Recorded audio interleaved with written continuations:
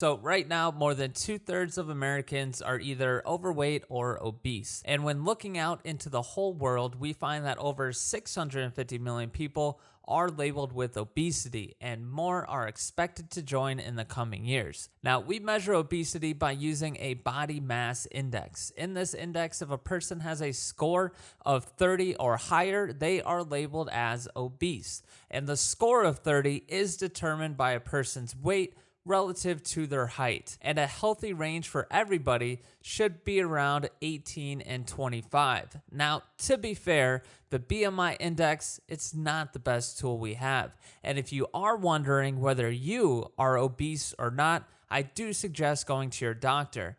But nonetheless, it does help people get a general idea of where they currently are at, and it's also currently used as a tool of measurement in countless different studies. In this series, I'm going to highlight a few glaring complications that come with obesity. Now, please do not let this short list fool you. More issues do come with obesity than what I'm about to mention, and the cause and effect of each is a deeply intricate and ongoing scientific matter. Now, I have compiled this list to hopefully help warn anybody who is not currently watching their weight.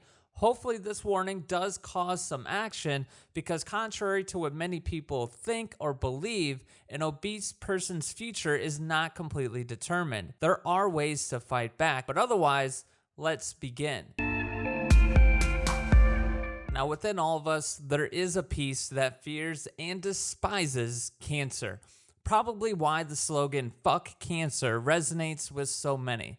And the cause of cancer isn't always obvious. It can come from many hidden sources and for several subtle reasons. So whenever we can spot one of these cancerous connections looking to link up with us, we should try our best to separate ourselves from it and burn any bridges trying to connect us. Now, large cohort studies and observational studies have found that obesity increases a person's risk of developing cancer.